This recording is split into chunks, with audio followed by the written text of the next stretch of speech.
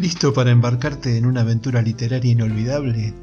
Entre Párrafos es un podcast emocionante que se está transformando en tu portal a un mundo de historias cautivadoras, discusiones profundas y entrevistas inspiradoras con autores talentosos.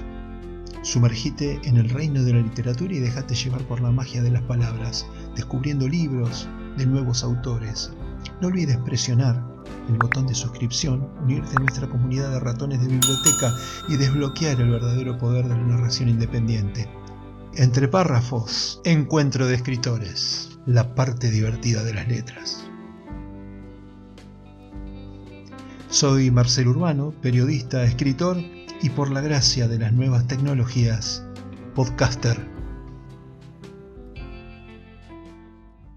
Hola, ¿qué tal? Bienvenidos a este nuevo episodio de Entre Párrafos, hoy con Gastón Intelizano, escritor oriundo de San Martín, provincia de Buenos Aires, actual residente en Cava.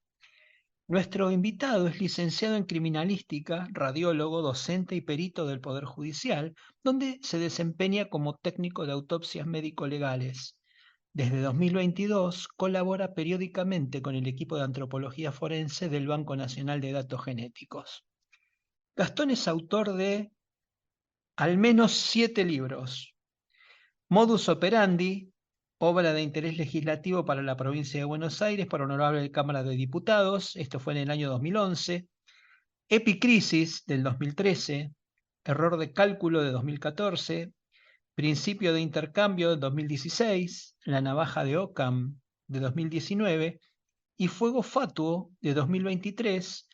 Es el sexto caso investigado por Santiago Soler, el protagonista de la saga, y en el año 2021 publicó su primer libro de divulgación científica titulado Elemental, mi querida ciencia, y entre paréntesis forense, que forma parte de la colección de Ciencia que ladra, dirigida por Diego Colombec y publicado por Siglo XXI Editores. Durante 4 años Gastón acompañó como pasante universitario a la Unidad Médico-Forense de Investigación Criminalística, donde pudo observar de cerca el trabajo tanto de médicos como de peritos forenses y asistir a numerosas escenas de crímenes y autopsias. Muchachos, el programa se hace solo. Es un placer personal presentarles a Gastón Intelizano, con quien vamos a hablar de ciencia criminalística y literatura durante los próximos 60 minutos. Buenas noches, Gastón. Hola, ¿cómo estás? Bueno, muy motivado y encantado de conversar con un especialista en la materia de la que todos somos un poquito autodidactas. Así que vamos a arrancar. Dale. Primero te quiero hacer una pregunta informal. Vos sabés que yo empiezo mis programas con una pregunta informal que termina siendo al final, mm, termina siendo siempre formal y entrándole a la literatura, aunque intento entrarle de otro lado. Sí. Pero bueno, mi pregunta es muy simple. ¿Por qué un radiólogo termina especializado en criminalística? Mira, en realidad es al revés. Yo primero fui criminalista Ajá. y después estudié radiología. Ujú. Yo en 2003 me recibo de licenciado en criminalística, cuando era algo todavía, te diría, casi desconocido. No era como hoy en día que más o menos la mayoría de la gente sabe qué es un criminalista, qué hace un criminalista y demás por todas estas series que comenzaron por ahí con CSI y Ujú. después vinieron todas las demás, ¿sí? Entonces más o menos la gente sabía y sabe hoy en día qué son las huellas dactilares, qué es el ADN, son todas cosas que en ese momento que yo me recibí, la gente por ahí me preguntaba, cuando yo le decía que estudiaba criminalística, me decían, ¿pero qué vas a hacer? ¿Policía? ¿Sos abogado? O sea, la figura del perito no estaba para nada en el saber cotidiano, ¿sí? Y como que yo tenía que explicar qué era lo que hacía porque la gente no tenía, no entendía lo que era el trabajo de un criminalista. Y llego a radiología porque, bueno, dentro de lo que es la criminalística, el diagnóstico por imágenes tiene mucha aplicación, porque lo usamos bastante, y estudio radiología específicamente para, eh, para la parte forense, ¿sí? Para ser radiólogo Ujú. forense. Ajá, y bueno, entonces sí, preguntarte por qué te gustaba tanto la criminalística cuando era una materia, como bien decís, medio rara. En Argentina mucho no se tenía noción de ella. Sí, y mira, en realidad yo tampoco sabía lo que era la criminalística. Yo desde chico sabía que quería hacer algo relacionado a la ciencia. Me imaginaba trabajando en un laboratorio. Yo siempre cuento que el primer recuerdo que tengo de decir, bueno, yo quiero dedicarme a esto, fue en la primaria. Yo iba a un colegio, al Pío 12 de Villa Bosch, acá en Buenos Aires, que tenía un laboratorio, tiene de hecho, un laboratorio hermoso, o sea, todo un ala, el colegio es toda una manzana y todo un ala del tercer piso del colegio era el laboratorio. ¿Viste esos laboratorios que tenés mesadas largas, cada una con su bacha, con su mechero? Ajá, Había microscopios, el esqueleto, muchos frascos con especímenes. Entonces yo me imaginaba como ese lugar como lugar en el que me imaginaba trabajando. Y todavía por ahí en ese momento no sabía que iba a ser la criminalística, pero sí que iba a ser algo relacionado con un laboratorio, con ciencia, o sea, eh, y después, más llegando a la adolescencia, me empieza a gustar todo lo que tiene que ver con el FBI. Y eso que en ese momento no había tanto, pero las pocas películas que había en ese momento, series no tanto, porque no era todavía el furor de las series, pero sí películas, documentales y demás que tenían que ver con el FBI, me encantaba eso. Y como yo tengo muchos parientes policías por el lado de mi mamá, primos y demás, son generaciones y generaciones de policías que hoy en día mis primos y sus hijos también son también siguen, digamos, la generación de policías.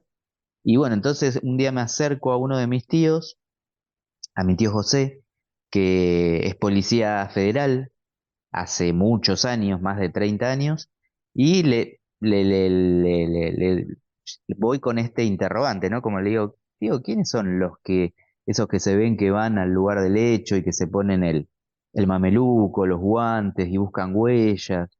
Y ahí mi tío me dice, ese es el equipo de criminalística. Entonces, ahí fue, esto te estoy hablando principios del secundario. Yo estaba recién empezando el secundario. Y bueno, ahí es como que se sembró la primera semilla de decir, quiero hacer algo relacionado a esto, ¿cómo puedo trabajar de eso? Y bueno, y empiezo a averiguar, en ese momento me encuentro con la limitación que criminalística solo podían estudiar personal que estaba en alguna fuerza de seguridad, no era una carrera que era para civiles. Bueno, primer límite ahí que me encuentro. Entonces medio que quedó ahí encajonado como lo que fue mi primera novela, que yo la había escrito entre 2003 y 2005, y recién en 2011 la, la saco, digamos, de ese cajón y digo, bueno, esto lo tengo que ver de publicarlo. Eh, y bueno, yo ya me había anotado a arquitectura, estaba en quinto año, ya tenía mi vida planificada estudiando arquitectura y demás, y mi tío me avisa eh, que parece que la carrera va a pasar a ser pública, o sea, va a dejar de ser solo para personal policial o de alguna fuerza de seguridad y va a pasar a ser pública. Al mismo tiempo, en el colegio me eligen para otorgarme una beca universitaria, ¿sí? Y que la otorgaba el Congreso de la Nación. Y bueno, acepto obviamente la beca esta. Iba a estudiar ciencias del ambiente, porque a mí arquitectura me gustaba, pero no para diseñar una casa, no ser un arquitecto de diseñar una casa, sino que a mí lo que me interesaba por ahí era el diseño de ciudades. Y me salía muy bien dibujar. Amigos míos y familiares que veían los dibujos que yo hacía me decían, tenés que estudiar arquitectura, urbanismo en realidad me decían, tenés que estudiar, porque y bueno, acepto la beca, empiezo a estudiar las ciencias del ambiente en esta universidad, en la Universidad Católica de Salta, que es donde yo me termino recibiendo y mientras estoy estudiando, descubro que está la carrera de criminalística en esa universidad, ¿sí? Pero hasta ese momento era una, eh, una carrera que no era para fuerzas de seguridad. O sea, era solo Sí, para fuerzas de seguridad, no era para civiles.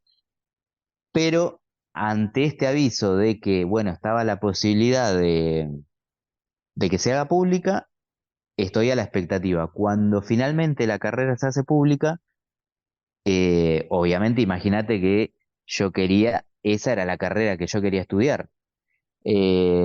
Entonces, bueno, planteo la posibilidad de pasarme a criminalística, me dicen que tengo que elevar una nota al consejo académico y demás para ver si podía mantener la beca, pues mi miedo era que al claro que cambiarme de carrera yo perdiera entiendo, la beca.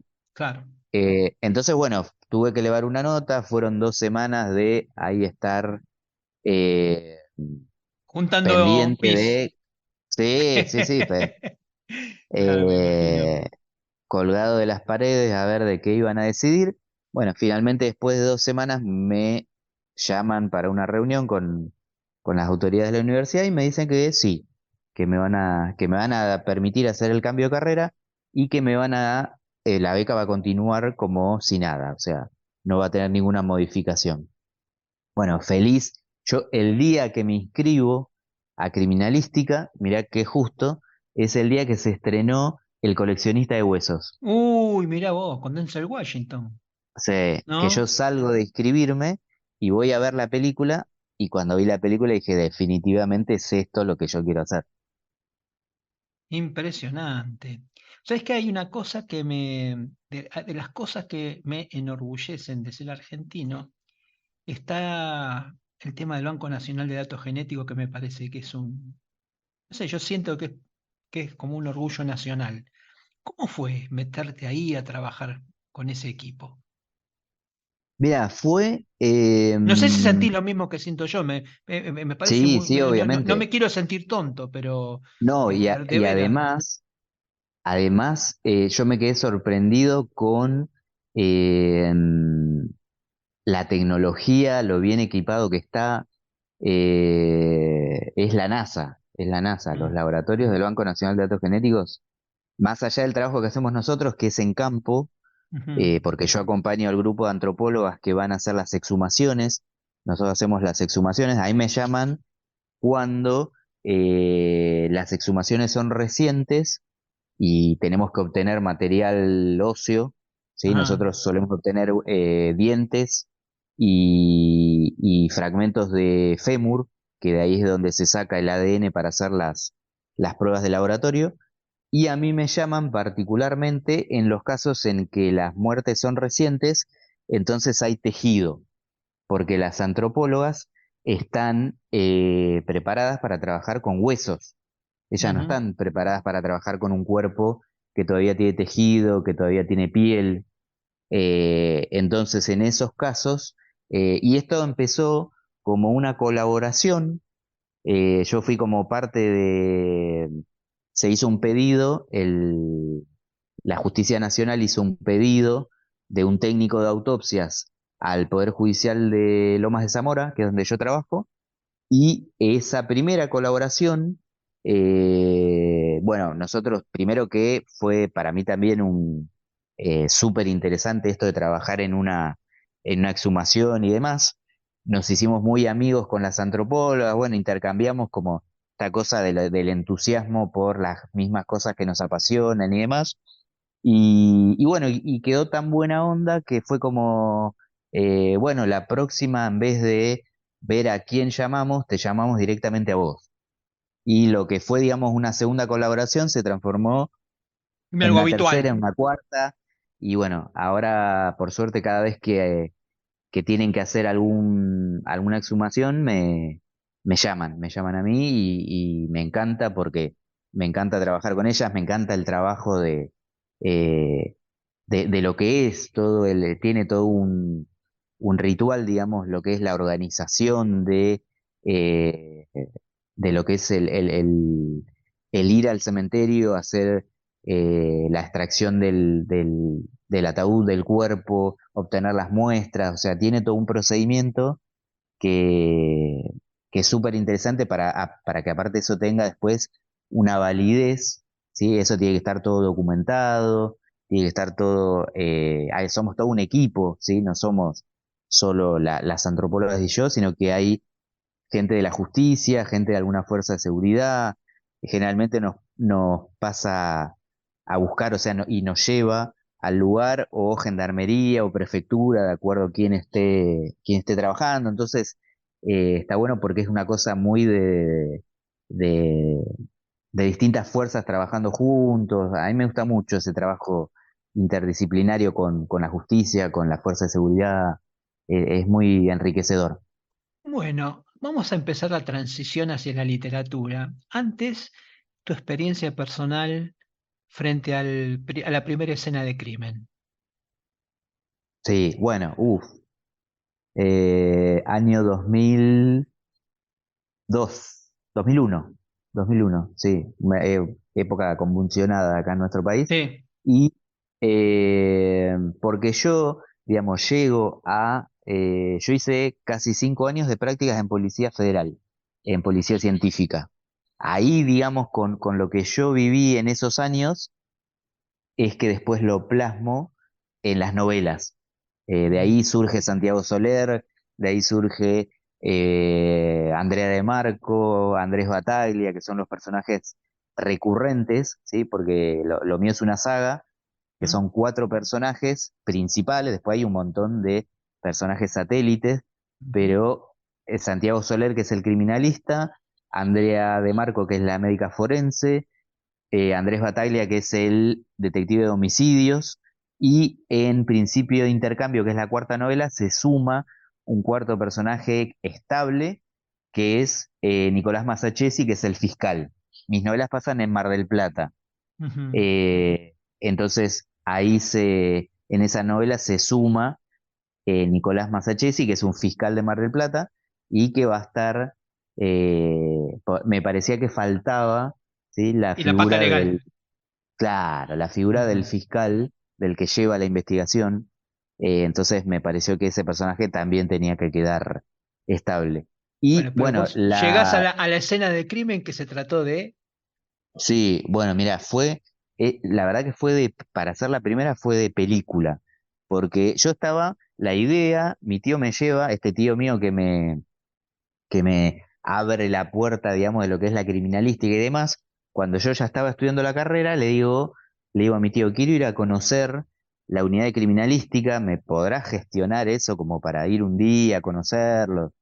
Así que bueno, mi tío habla con la gente de criminalística, me presenta, me dice, bueno, acá en Buenos Aires de criminalística, en ese momento que lo hacía Policía Federal, estaba en el edificio que está en Azopardo, que son 4 pisos, en los que las distintas especialidades están en distintos pisos. Mi tío me dice, ¿por dónde querés empezar? Le digo, bueno, empecemos por planta baja. En planta baja en ese momento estaba un FIC, que es la Unidad Médico Forense de Investigación Criminalística, que es la unidad que va al lugar del hecho. Sí, entonces, bueno, me presenta ahí mi tío me dice, bueno, yo te dejo acá, vos seguila, me pongo a hablar con los médicos, les cuento que estaba estudiando criminalística en primer año, bueno, ¿cómo llegás a esto? ¿Por qué te gusta? En eso suena el teléfono y tienen que salir a un hecho.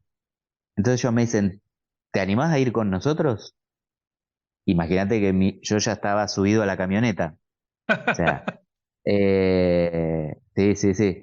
Y bueno, y ese primer lugar del hecho que nos toca ir, eh, aparte esa cosa de llegar al lugar, pasar por abajo de la cinta amarilla, o sea, era una película. Yo estaba viviendo como lo que había visto en El coleccionista de huesos, lo estaba viviendo ahí yo en persona. Y bueno, después uno se tiene que enfrentar. Para mí también fue una prueba de fuego por esto de ver si una cosa era verlo en un libro, en un video, en un documental, y otra cosa estar ahí con Frente todo al lo que tiene fiambre. exacto, con todo lo que tiene que ver con los sonidos, con los olores.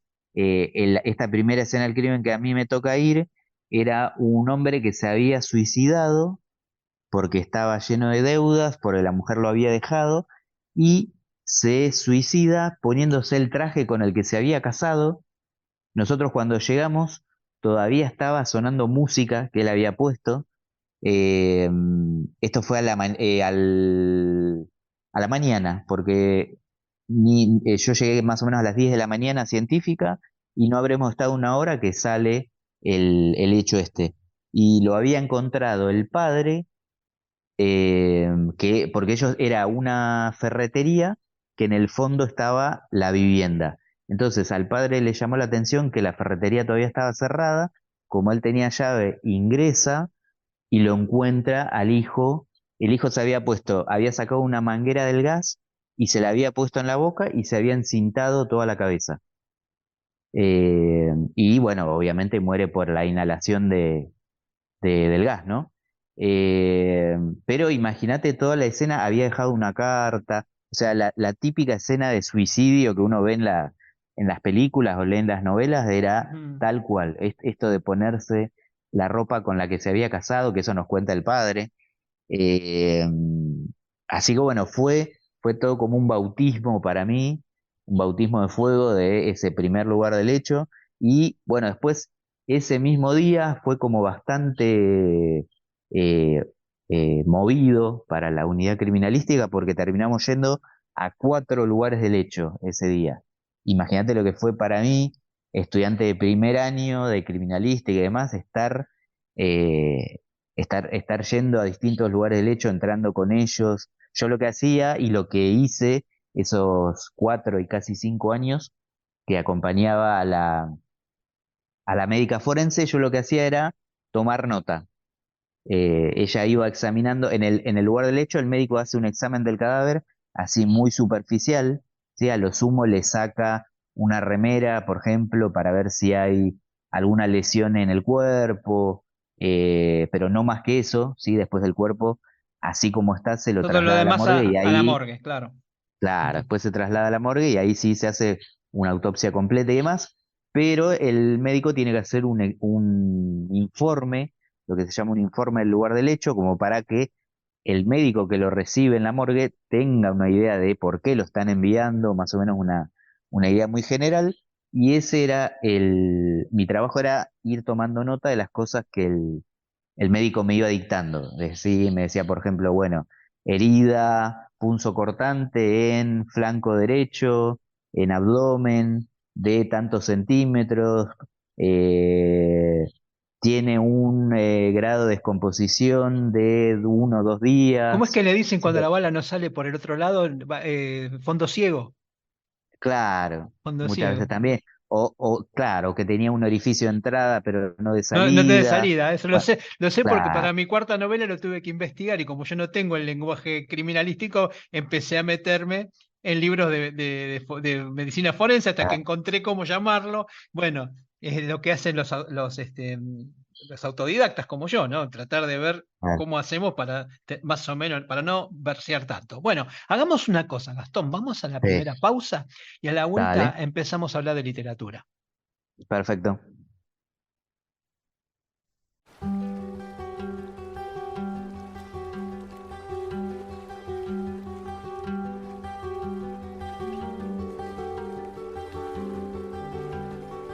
Todo comenzó con los conquistadores que invadieron estas tierras en 1573 y terminará en 2153 con una guerra sangrienta por el empobrecimiento y la privatización de los recursos naturales. A menos que los chicos puedan salvarnos, a menos que recuerden que el agua es el mensaje. Si conocieras un dato cierto del futuro que puede acabar con la vida en el planeta tal cual la conocemos, ¿hasta dónde serías capaz de llegar para evitarlo?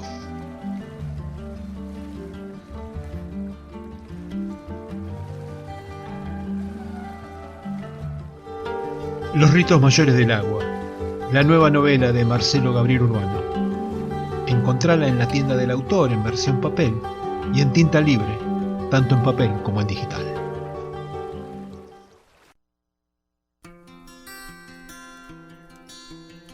Quiero invitarte a que me sigas en mis redes. Podés hacerlo por Facebook, Instagram, YouTube, etc.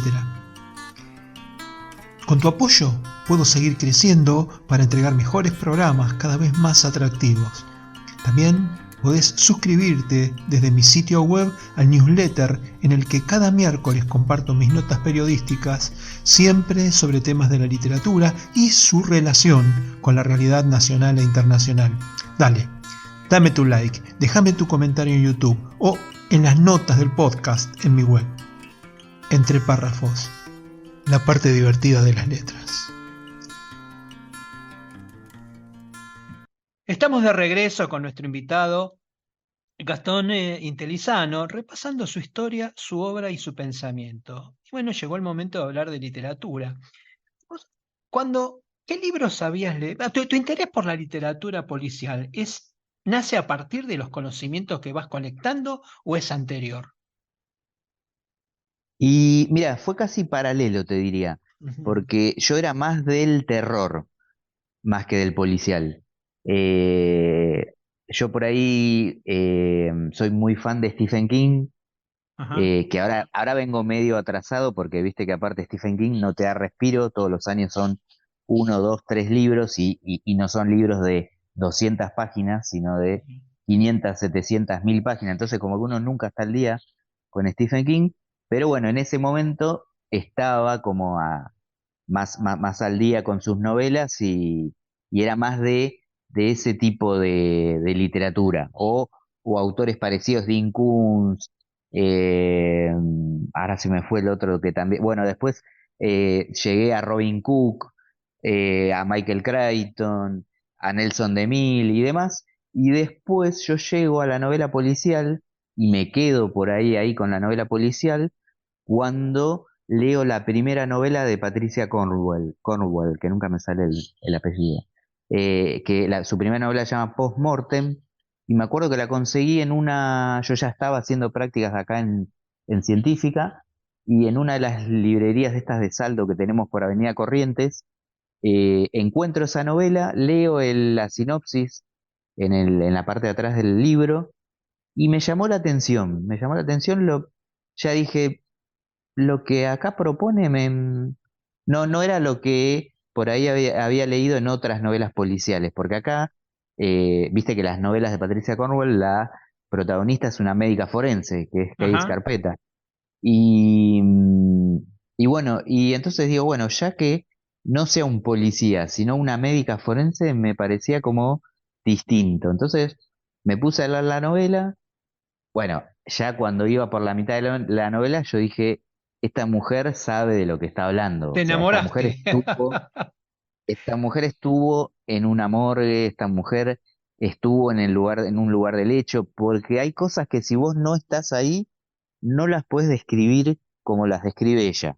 Yo después, cuando empiezo a trabajar en la morgue, me di cuenta de eso. Yo dije, "Ah, claramente esta mujer estuvo", y después, bueno, cuando leí su biografía y demás, vi que ella trabajó 6 años en la morgue de Richmond y de ahí ella saca esos conocimientos, esas vivencias, que ya te digo, eh, están tan bien plasmadas, pero por esto de que ella estuvo, ella desvistió un cadáver con rigor mortis, entonces sabés lo que es que un cadáver esté duro, que no lo puedes mover, o el olor que tiene la sangre cuando vos estás haciendo la autopsia, o sea, hay cosas que por más que, mirá que yo a veces, por ejemplo, cuando escribí mi tercera novela, Error de Error de cálculo, cálculo. que hay ahí un incendio, yo ahí tuve que consultar a bomberos, salí con el cuerpo de bomberos en Miramar, me acuerdo, en Miramar estaba de vacaciones, pues yo a donde voy, lo que me gusta hacer es ir a conocer el departamento de policía, ir a conocer la policía científica, si hay una cárcel me gusta ir, si hay un cementerio me gusta conocerlo, o sea, son destinos que a donde vaya, acá en el país o si me toca ir a otro país, me gusta hacer esos puntos, son como, así como por ahí hay visitas que son que decís, bueno, vas a tal lugar y no podés dejar de ir. Bueno, a mí me pasa eso con esos lugares. y me acuerdo que estaba en Miramar justo cuando estaba investigando para esta novela y voy a visitar el cuerpo de bomberos de Miramar y en medio que estábamos hablando le surge una emergencia y me invitan a ir con ellos.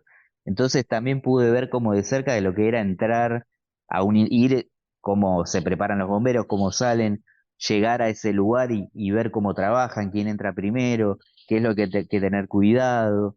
Y todas esas cosas las pude plasmar por haberlas visto también de primera mano, ¿sí? Y eso medio que se transformó después en mi método para cuando estoy escribiendo una novela. O sea, si Soler va a hacer algo, si Soler va a ir a un lugar, me gusta tratar de estar en ese lugar. Por eso, como mis novelas pasan en Mar del Plata y yo no vivo en Mar del Plata, eso me lleva a que una o dos veces al año tengo que ir a Mar del Plata.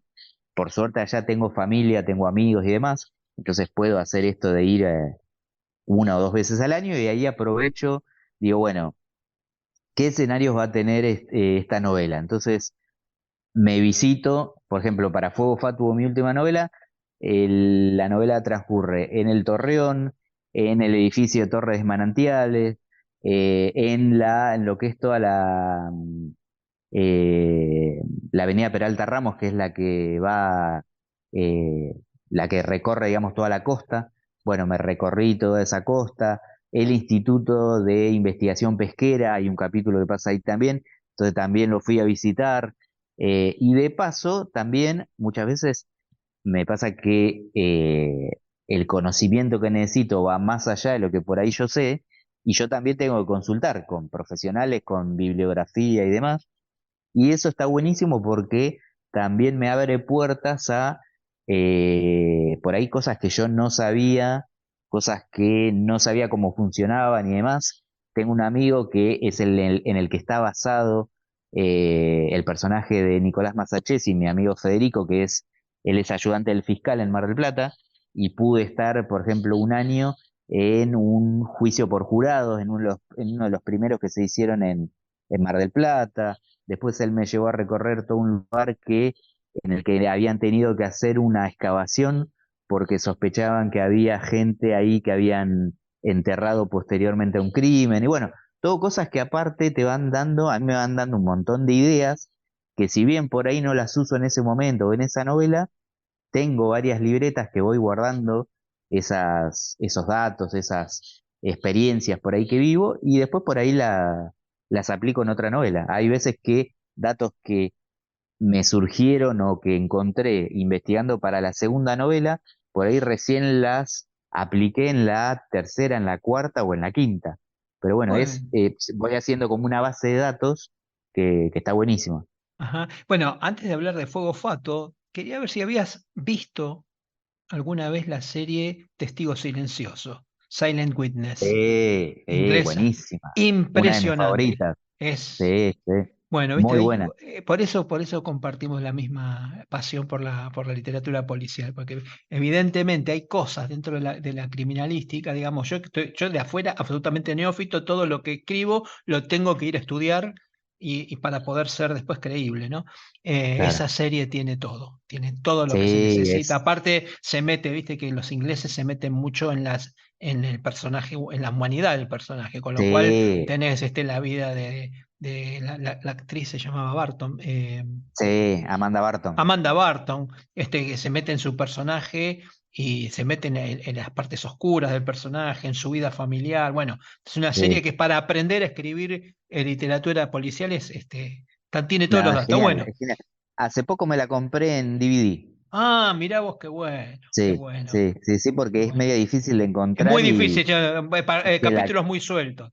Sí, Capítulos sí, muy sí, sí. sueltos. El que más me gustó de todos es el del corazón de la santa, ¿no? Hay muchos, hay No, hay una. muchos buenos, porque encima eran todos capítulos dobles, que eso me encantaba, Sí, porque era como ver una película todas las semanas. sí, sí, sí. Bueno, Muy buena, muy buena. hablemos de Fuego Fatuo y del Dale. criminalista Santiago Solar, por favor. Bueno, Fuego Fatu es el sexto caso de Ah, Santiago Soler, eh, que yo siempre digo que si bien son casos todos autoconclusivos, o sea, uno puede leer, puedes empezar leyéndome por fuego fatuo y vas a entender, no es que vas a sentir que te perdés nada. Eh, si se lee cronológicamente, por ahí el lector va a ver toda la evolución de Santiago Soler, ¿sí? Pues Santiago Soler en la primera novela lo vas a ver cuando él llega, él es originario de Buenos Aires, pero en Modus Operandi, que es la primera novela, él llega a Mar del Plata, se une a este nuevo equipo y demás, y en Fuego Fatuo él ya es el jefe de esa sección. O sea, hay una evolución del personaje, de él y de los otros personajes que lo rodean, ¿no? Porque ahí, eh, si bien, digamos, hay un caso que es la columna vertebral de la novela, siempre hay un montón de cosas alrededor, ¿sí? De que le pasan a él, que le pasan a los otros personajes, que me parece que nutren también esta cosa humana, ¿sí? De humanizarlo, que no sea solo un investigador y un muy buen investigador, sino que también le pasan cosas. Acá en Fuego Fatuo, sin spoilearte mucho, hay alguien que aparece de su pasado, ¿sí? Eh, está la relación con su pareja, que también está ahí media en crisis, o sea, hay cosas que le pasan a él más allá de tener que investigar este caso de esta mujer que aparece en el Paseo de las Rocas en Mar del Plata, que alrededor de ella hay todos símbolos que parecen tener que ver con brujería y demás, que cuando se devela quién es esta mujer, eso, digamos, agrava el caso porque es alguien cercano a una figura importante. Entonces, y con todo lo que significa investigar, ¿sí? La muerte de una persona que tiene muchos vínculos con el poder y demás. Entonces hay todo un montón de cosas que hacen a Fuego Fatuo, no solo un caso, sino, bueno, todo esto, lo que le pasa a Santiago Soler, lo que le pasa a Bataglia, lo que le pasa a De Marco, las relaciones entre ellos mismos, ¿sí? Así que los invito a todos los oyentes a leerla, que ya les digo, si quieren empezar por Fuego Fatuo, van a poder empezar y van a entender tranquilamente, no hace falta que hayan leído las anteriores, y si quieren leer las anteriores, bienvenidos también. Sí, sí, sí, no, no, no vamos a ponerle cara fea a nadie que quiera empezar por la primera, pero sí, sí, evidentemente la saga tiene una continuidad y esto de hacerlos independientes, solo complementarios, los episodios pareciera que es una buena oportunidad. Digamos, con lo Sí, poquito que leí de lo que me mandaste, digo, yo ya me quiero comprar la primera, así que por lo menos a mí ya me enganchaste. buenísimo. Bueno, a la vuelta, ahora vamos a hacer el corte tecnológico. A la vuelta vamos a empezar a hablar un poquito de tu relación con la editorial, de tu relación con la corrección y el maquetado y el arte de tapa. Y bueno, vamos a ir viendo hasta dónde nos alcanza para charlar todo lo que nos queda de programa. ¿Estás de acuerdo? Dale, dale, Bueno, perfecto. entonces nos vamos al segundo corte y a la vuelta emprendemos el tramo final del episodio. Dale.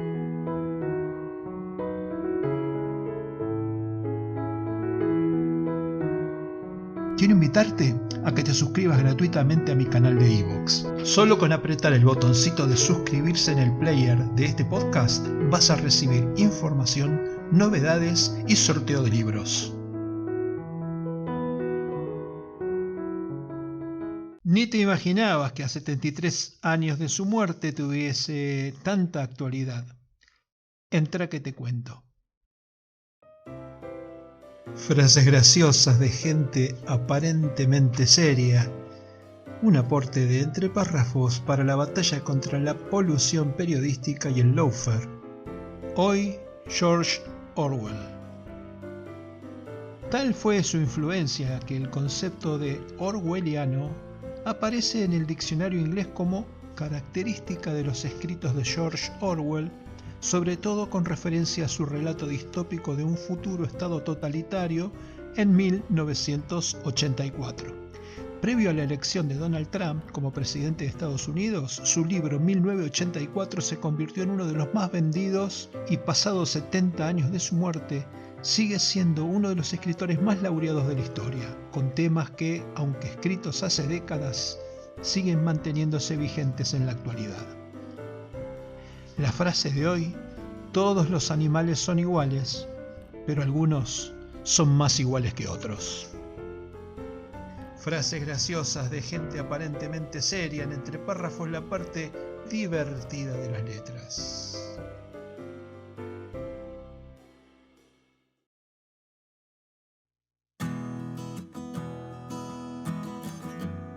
No olvides presionar el botón de suscripción, unirte a nuestra comunidad de ratones de biblioteca y desbloquear el verdadero poder de la narración independiente.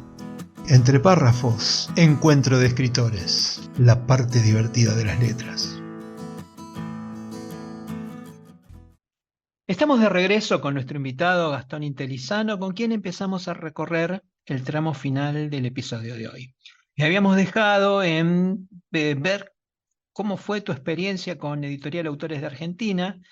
Y bueno, y después de esto vamos a empezar a meternos en algunos temas técnicos del maquetado, la corrección y el arte de tapa. Yo estoy muy contento. Yo llego a Autores Argentina porque, bueno, viste que yo te contaba que entre 2003 y 2005 yo escribo mi primera novela. Pero en ese momento la escribí como no con la intención de publicar, sino como una cosa media lúdica de, bueno, tenía una historia que contar y demás, y la escribo, ¿no? Después yo empiezo a trabajar en la librería del Ateneo. Yo trabajé 5 años en el Ateneo Gran Splendid, acá en Buenos Aires, en donde era el viejo Teatro Splendid, y bueno, eso me da como Impresionante contacto. librería. Hermosa, hermosa. Yo tengo unos recuerdos bárbaros. Hermoso lugar para trabajar. Y bueno, ahí me pasa que empiezo a tener contacto con editoriales, con autores y demás.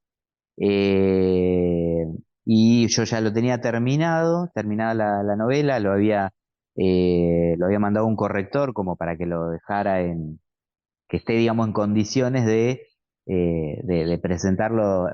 Primero, digamos, entendí esto de cómo era está como este primer tiempo en el que uno escribe la novela y después, como yo siempre digo, un segundo tiempo en el que es publicar, que es por ahí lo más difícil. Ujú. Entonces, bueno, empiezo esta cosa en ese momento todavía se enviaba la novela, tenías que enviarla en formato físico, o sea, había que imprimirlo, anillarlo y demás, y que te pedían 3 copias, bueno, era todo un presupuesto.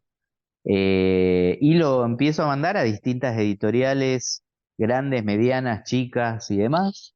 Eh, Varias me dicen que les había gustado el tema, el estilo y demás, pero viste que las grandes editoriales tienen esta cosa de que ellos programan como con un año de antelación Sí. lo que se va a Es una publicar y demás. sanata, es una sanata. Ah, Mirá, si vos bueno, fueras Borges, seguro que te publican. Y no importa sí, si venís totalmente, mañana o me lo avisaste hace 6 meses. Todo sanata, totalmente, todo sanata. totalmente. Nuestros oyentes ya saben esto y que saben que todos los escritores que pasan por estos micrófonos son gente que la rema e invierte en sí mismo porque no hay otra persona que los escuche antes de esto. Así que Total, estamos en total, familia, Gastón. total. Bueno, entonces, al ver que todos me decían, sí, nos gusta, nos interesa, pero la podríamos llegar a leer el año que viene, y si te llegamos a publicar sería para de acá a 2 años. Yo digo, pero ¿qué hago? Yo quería, digamos, ya que publicarla, o sea, no una cosa tan a futuro. Y bueno, entonces empiezo a buscar con editoriales más independientes y demás. Y creo que a través de un amigo me recomienda autores de Argentina. Y bueno, en ese momento, eh, hoy en día que la editorial está un poco más Y más instalada, afianzada, sí, sí. Todo el mundo claro, y sabe de qué demás. hablamos hoy.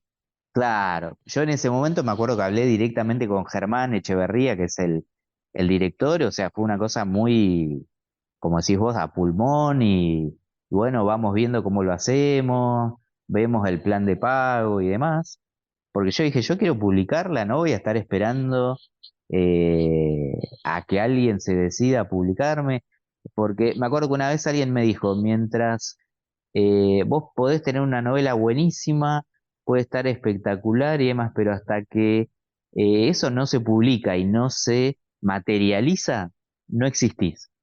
Entonces, no importa quién te publica, cómo lo publicás, el tema es que eso se materialice, que alguien te lea. Después, si tenés suerte, bueno, eso llegará a otras manos y demás. Pero era como el tema publicar. Y bueno, entonces eh, me acuerdo que tuvimos una reunión con Germán, me comenta y demás, y le digo, bueno, sí, sí, yo lo quiero hacerlo. Y entonces fue como, bueno, empezar a ver cómo lo llevamos adelante. Empezamos a ver esto de, bueno, cómo te imaginas la portada, cómo te imaginas qué letra te gustaría, qué tipo de papel, viste, todas las cuestiones por ahí así más técnicas.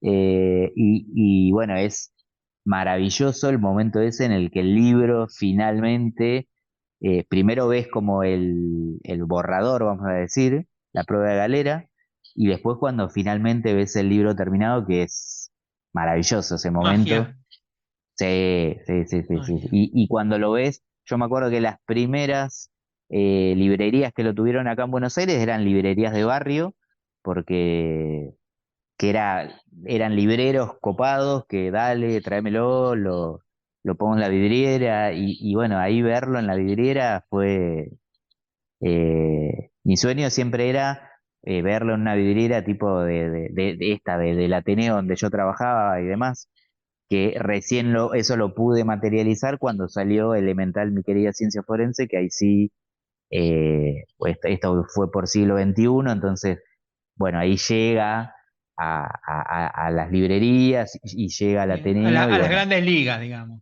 claro, ahí fue como que dije, bueno, sí. No, y aparte, re agradecido con mis ex compañeros del Ateneo que me dieron un re lindo lugar en la vidriera, digamos, principal, en la mesa. Ellos siempre me decían, olvídate que acá va a estar en mesa, no el tiempo estimado que está cualquier libro, sino que lo vamos a dejar más tiempo y te lo vamos a recomendar. Entonces, como que eso fue buenísimo también, la Ujú. ayuda por parte de los libreros amigos, que se los súper agradezco. ¿Y la corrección, siempre elegiste al mismo corrector o una vez que enganchaste con Editorial Autor de Argentina, ellos se encargaron de la corrección?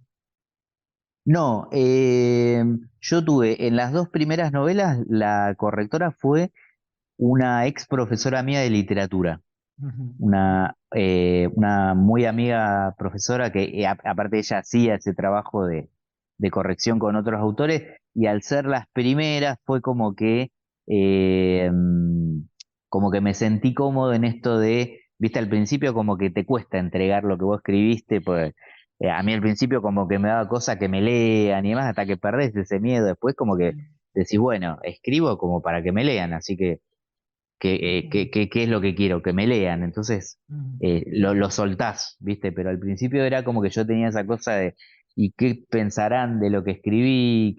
Y después se me fue como ese prejuicio y ese miedo.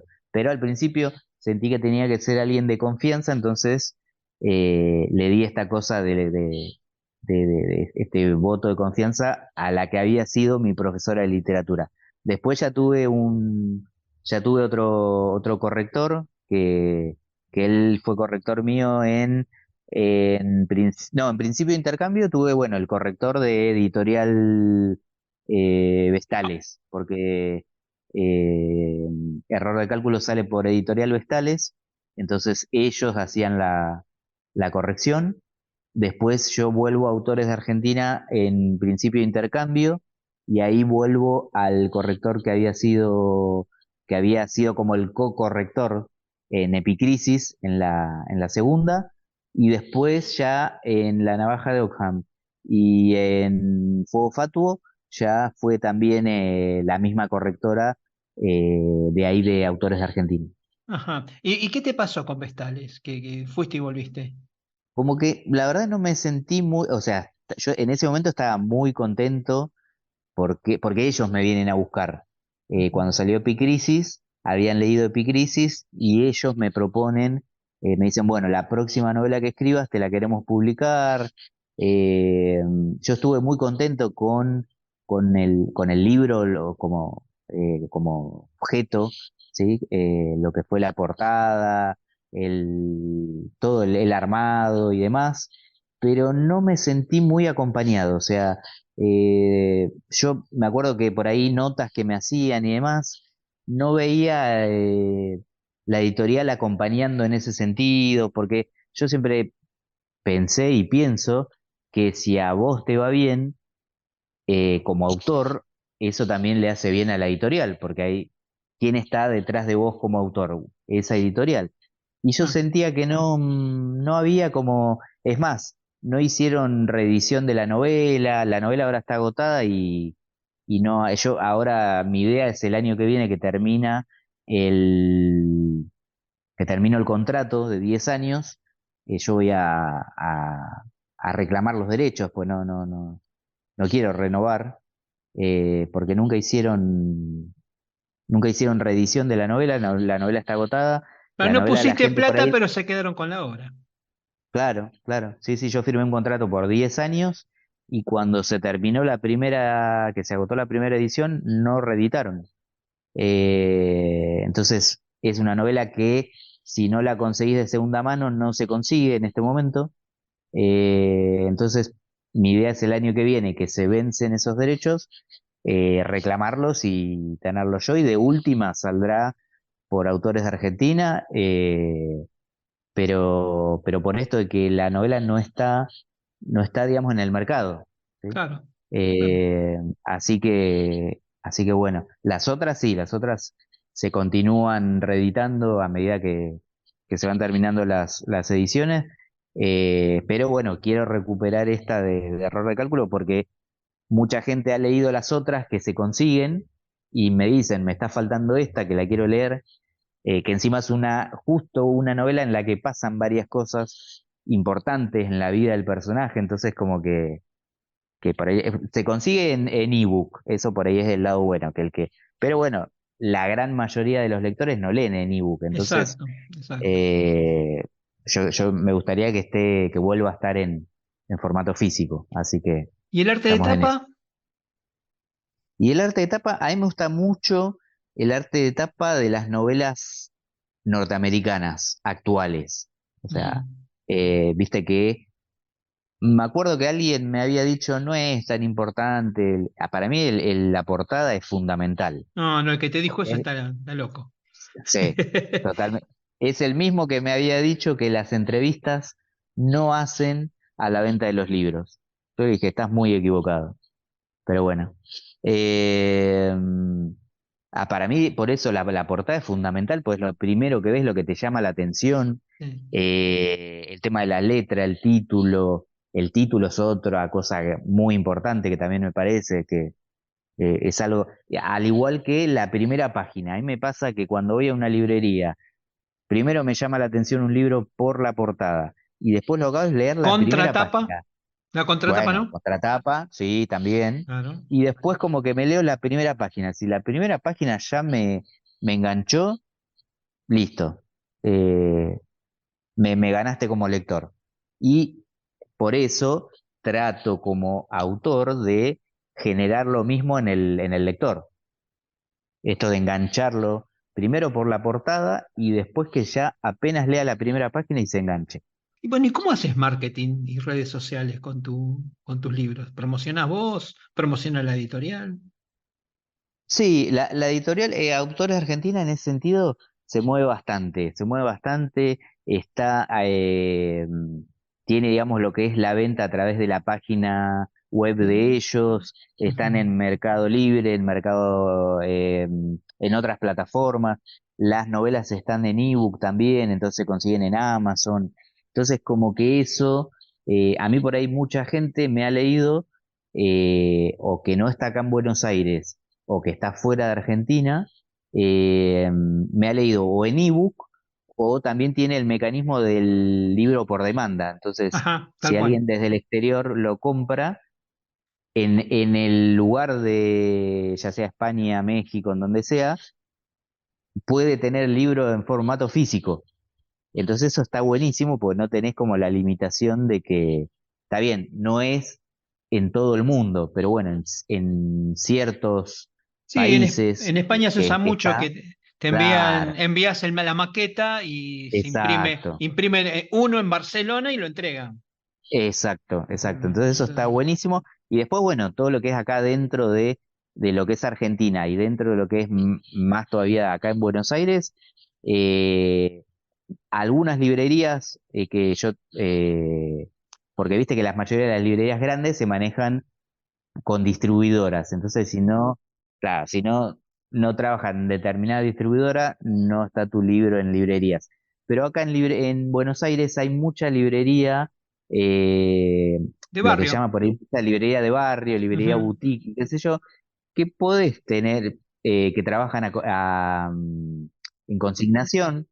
Y entonces tengo varias librerías acá en Palermo, más en el centro y demás, que los tienen. Villa Crespo, Te sí, metes en el sí, baúl del sí, auto y te la entregás. y las voy repartiendo. Y después, mucho a través de Instagram.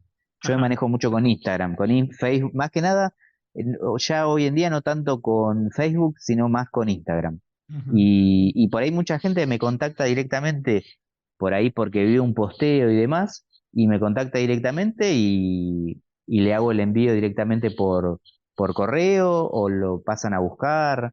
Y la verdad que, bueno, después es- se arman muchos eventos, ¿viste? Hacemos eventos en julio, cuando fue la presentación de Fuego Fatuo, la editorial organizó un que se llamó Tarde de Libros, y éramos 4 autores que presentábamos nuestras novelas, y fue un montón de gente, se vendieron re bien las novelas, y eso generó que se haga como algo como periódico, y está buenísimo porque se van haciendo con distintos autores y demás, y es un buen, como, viste, como que se rompió esa cosa de que si no lo hacías a través de la librería tradicional, no vendés o no llegás a los lectores. Yo estoy llegando a un montón de gente y a un montón de gente de otros lugares de nuestro país a través de Instagram. Tal cual, O sea, es tal cual. una vía como súper que si lo sabes hacer, yo trato todos los días de hacer un posteo relacionado a los libros o, por ejemplo, al libro en el que estoy trabajando ahora. Entonces, viste, eso genera como una expectativa de que estás laburando en un libro. Entonces ya la gente lo está esperando y cuándo sale, dónde lo vas a presentar. Y está bueno. ¿Y cómo es eso de escribir sobre divulgación científica? Mira, eso surgió como... a mí siempre me gustó la colección Ciencia que Ladra, y yo siempre quise escribir algún libro porque notaba que yo tengo varios amigos que son periodistas de policiales y veía por ahí en ellos errores al transmitir una noticia policial. Viste, confundir, no sé, pistola con revólver y hablarlo como si fueran sinónimos, y no son sinónimos, son dos cosas totalmente distintas. Tal cual. El clásico error de ver como un sinónimo criminología y criminalística, que son dos cosas totalmente distintas. Entonces veía que había un montón de cosas que había que desmitificar, que había que, por ahí cosas que se ven en las series que no son tan como las muestran. Entonces siempre estuvo como esa cosa de, bueno, algún día tengo que escribir algo sobre eso como para sacar ese desconocimiento y hablar cómo es realmente y hasta dónde se puede, hasta dónde llega la ciencia forense. Pues la ciencia forense, las series y demás te la pintan como que es magia y que todo se descubre, ¿sí? Que si encontrás un pelo ya descubriste quién es, y no es tan así, no es tan difícil, los tiempos no son tan así. Entonces, en un momento yo empecé como lector de la colección Ciencia que Ladra, y me acuerdo de una feria del libro, un ex compañero mío del Ateneo, Diego Colombi, que ahora trabaja hace 10 años en siglo XXI, y le dije, ¿con quién tendría que hablar? Le digo, tengo la idea de escribir un libro, un fascículo para Ciencia que Ladra, porque, miento, yo primero le pregunto, le digo, dentro de Ciencia que Ladra, ¿hay algún fascículo sobre ciencia forense? Y él me dice, no, hay uno sobre ADN, pero no es sobre ADN puntualmente aplicado a la investigación forense. Y le digo, porque me gustaría escribir algo sobre ciencia forense para la colección. Entonces me dice, bueno, te voy a poner en contacto me dice, voy a transmitir la idea a Diego Golombek, que es el director de la colección, a ver si le copa y demás, le voy a hablar de vos, y bueno, y los pocos días me escribe directamente Diego Golombek y me dice, bueno, me llegó tu mensaje, la verdad que me reinteresó, me dice, aparte me reinteresó por lo que sos vos, que trabajás en eso, por el background que tenés y demás. Me dice, pues hemos tenido otras propuestas, pero no de nadie como vos que está en el tema, que ha escrito aparte novelas, entonces vos ya tenés un público. Así que bueno, les reinteresó, entonces Diego Lombeck me dice, mandame 1 o 2 capítulos de lo que tengas escrito. Yo, la verdad, en ese momento no tenía nada escrito, entonces fue ponerme de cero. Yo más o menos sabía cómo era la estructura de la colección. Todos los libros tienen como una estructura que son 10 capítulos más o menos. Un capítulo habla de cada tema y demás. Y bueno, y en base a eso le mandé los 3 primeros capítulos que escribí, les gustó, ya después, bueno, me pasaron con las editoras y después, bueno, fue empezar a hacer un trabajo de ida y vuelta con cada capítulo que yo iba escribiendo. Me acuerdo que uno de los capítulos, yo el libro este, Elemental, mi querida ciencia forense, lo escribo en pandemia, en plena pandemia. Uno de los capítulos, que es el capítulo dedicado a la sangre, lo escribí con COVID. Yo te juro que si me preguntás cómo lo escribí, yo no me acuerdo, porque hubo veces que estaba escribiendo que volaba de fiebre, pero se ve que lo habré escrito bien porque pasó el filtro de los editores. Eh, pero no me acuerdo haber escrito ese capítulo. Ese capítulo puntual, yo me sentía tan mal, pero yo tenía un deadline y lo tenía que cumplir, que es más, ellos, cuando yo les comenté que tenía COVID, me dijeron, no te hagas problema, mejorate y después lo terminás, pero bueno, yo era como mi forma de sobrellevar el encierro y la enfermedad y demás, y lo escribí. Y bueno, y lo termino en octubre de 2021, de escribir, y el libro sale en diciembre de 2021, el 1 de diciembre Al de 2021. recontratoque. Sí, sí, sí, salió rapidísimo. Pasa que íbamos haciendo este trabajo no fue que yo les di todo el libro y después los editores Ah. tuvieron que leerlo completo. Las editoras lo iban leyendo, íbamos haciendo un ping pong, fíjate esto, y qué te parece si esto lo ampliamos un poquito más, esto por ahí no fuimos mucho, podemos rechequear esto. Hubo mucho trabajo de chequear y rechequear porque hay mucho dato histórico, ¿viste? Entonces era como estamos seguros de esta fecha que estamos hablando, coincide, o sea, la verdad que yo ahora estoy escribiendo otro libro de no ficción para siglo XXI, también relacionado al tema forense, y la verdad que escribir una novela es mucho más fácil. Yo por momentos quiero volver a las novelas, y digo, quiero volver a Soler, que yo ahí manejo qué hace Soler, Vos sos Dios cuán, en tu novela, claro, flaco. claro. Yo digo, Está muy yo bien. elijo a quién mato, a quién no, quién se Sí. salva. Cuando escribís un libro de no ficción y que es de investigación en el que hablas de fechas, de hechos y demás, yo estoy yendo varias veces por semana al Archivo de la Nación, a la Biblioteca del Congreso, a la Biblioteca Nacional, al Archivo de la Policía Federal. Esta semana estuve en el Archivo de los Tribunales. Entonces es un laburo muy, muy, muy heavy, que está buenísimo, a mí me encanta, porque me encanta toda esta parte de investigación, pero es mucho más heavy que escribir una novela. ¿Y cómo alternás el tiempo de trabajo y de investigación? Yo trabajo 2 veces por semana, que tengo 2 guardias semanales en la morgue judicial. Ajá. Y después, ahora bueno, justo hoy terminó el ciclo lectivo pues yo soy docente de una carrera que se llama, de una tecnicatura en pericias forenses.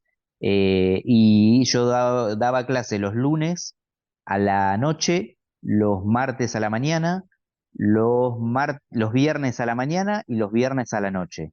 O sea Bien. que los miércoles por ahí era el único día que me lo podía dedicar enteramente, entonces los miércoles eran el día que yo aprovechaba para ir a la Biblioteca Nacional o al Archivo de la Nación o a donde sea, porque era mi único día libre. Mm. Porque los domingos suelo tener también guardias rotativas, entonces los domingos, y bueno, igual los domingos está todo cerrado, así que tampoco podía contarlo como día para ir a investigar, pero ahora por ahí estoy, ahora como ya terminó el ciclo lectivo, por ahí voy a tener más días para poder dedicarme a escribir, ahora por ahí que iba medio a paso de tortuga por esto, primero porque tenía que hacer todo este trabajo de, mm, de ir a buscar la información, de ir a los diarios de las épocas de los crímenes en los que estoy investigando y demás, y bueno, era por ahí estar todo un día en la hemeroteca de la Biblioteca Nacional, leyendo diarios de 1912 y buscando las noticias de este hecho que por ahí estoy investigando y demás, que es apasionante porque esto de estar leyendo el diario y leyendo la nota de un hecho que en realidad pasó, es increíble cuando estás ahí, cuando finalmente encontrás la nota, los diarios de 1800 y 1900, las notas policiales eran columnas. No es que había una sección de policiales como por ahí tienen los diarios de hoy en día, sino que tenías que buscar esa columna, ¿sí? Yo más o menos tenía fechas entre las que se sospechaba que había ocurrido ese hecho, entonces, bueno, tenía que pedir el libraco con el diario por ahí de todo 1912 y a su vez buscar en los diarios de enero y a su vez en enero de entre, por ejemplo, el 10 y el 14 de enero, porque más o menos en esa fecha había ocurrido el hecho, y hasta encontrar esa nota, bueno, es todo ¿viste? Un laburo que te lleva horas, después venir a casa, eso por ahí, pedir fotocopias o hacer capturas, eso después bajarlo a para poder leerlo. Es un trabajo monumental, te digo, Sí, sí, que es sí, sí. súper interesante, pero que te lleva un montón de tiempo. ¿Esto es el único proyecto que tenés en marcha o ya tenés proyectado cómo sigue la saga? No, todavía no empecé a escribir o sea, no me senté a la computadora a escribir, pero tengo un montón de apuntes porque este año estuve en Calafate y en el Chaltén, y ahí es donde va a ocurrir donde va a transcurrir la nueva novela de Soler. ¿Dónde se consiguen tus libros, Gastón? Mira, en Mercado Libre están los 5. Lo que me Ujú. decía la editorial ahora, que en diciembre se va a hacer una reedición porque los 3 primeros, lo que fue la Feria del Libro, Autora Argentina, están en la Feria Internacional del Libro de Buenos Aires. Y ahí se vendió muy bien, se vendió muy bien el libro, entonces habían quedado pocos que se vendieron. Después, bueno, cuando fue la presentación de Fuego Fatuo, mucha gente aprovechó para comprar, además de Fuego Fatuo, por ahí otras de las novelas, entonces se vendieron también. Así que la editorial estaba preparando una reedición como para las fiestas que haya stock. Así que se consiguen a través de la página de Autores de Argentina, a través de Mercado Libre, a través de Amazon, todo lo que son las ediciones en ebook. Y si no, Ajá. me pueden contactar a través de mi Instagram, Gastón Intelizano, y ahí también vemos cómo hacer el envío, no importa dónde esté. ¿Cómo sería tu red, tu dirección de Facebook y de Instagram? Gastón Intelizano, así como mi nombre y ¿Todo apellido, suena? Bien, todo junto, así como suena. bien. Creo que soy el único, así que me van a encontrar al toque. Bueno, Gastón, ha sido un verdadero placer. Me di una panzada de literatura criminalística, así que un verdadero placer haberte conocido. Bueno, igualmente, gracias por la invitación. No, no, la verdad que ahí estamos con ese grupete de escritores del sur Sí, que nos estamos conectando y aprendiendo mucho entre todos. grandes amigos. Cuando me dijeron que teníamos un criminalista en el grupo, digo, bueno, bárbaro. Empecemos por lo menos por escuchar lo que piensa, pero además, viste, esta mirada intuitiva que tiene uno cuando escribe, es muy difícil. La materia criminalística es muy difícil. Sí, Y para los que no somos del palo, yo soy del palo de la escritura, no del palo de la técnica, la ciencia criminalística. Y claro, bueno, y además también está la psicología, están las materias interdisciplinarias totalmente, con las cuales totalmente, se observa cómo piensa un criminal. Y de hecho, totalmente. probablemente el criminal muchas veces no se ve como un criminal, se ve como una persona que se ha visto en la, en la necesidad de actuar de determinada manera. Entonces, Claro, sí, esa sí, o que psicología. la situación lo llevó. La situación lo llevó, entonces Claro, cuando uno escribe un libro, tiene que tener, por lo menos me pasa a mí, tenés que tener todo el panorama. Bueno, podés tomar partido para ver qué contás y qué no contás de tu personaje. Lo tenés claro, que claro. poner, tenés que Sí, desnudarlo, ¿no? exacto, exacto. Sí, sí, sí, Entonces, muchas veces a lo mejor el malo no es tan malo, ni el bueno es tal tan cual, bueno. tal Así que cual. bueno, Yo entendí eso con el tiempo, ajá.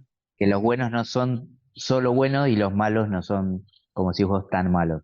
Ahí como que todos llevados a distintas y a determinadas situaciones, podemos ser el malo o podemos ser el bueno. Y ahí también está la elección de ser el bueno. Ujú.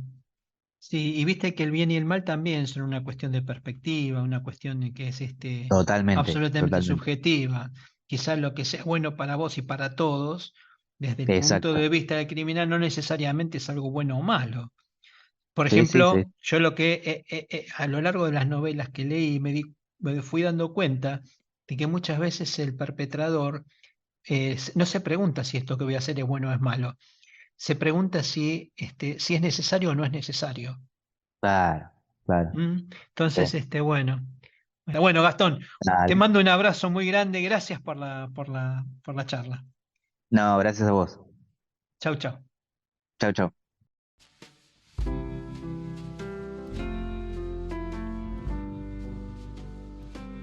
Hasta aquí, entre párrafos, Encuentro de Escritores. Un podcast emocionante sobre literatura independiente. Aquí estarás descubriendo libros donde las palabras cobran vida y las emociones desbordan. Unite a nuestra comunidad y descubrí la magia de la literatura en cada episodio. Suscríbete ahora y comienza tu viaje literario. Soy Marcelo Urbano, periodista, escritor y por la gracia de las nuevas tecnologías, podcaster. Te espero en el próximo programa.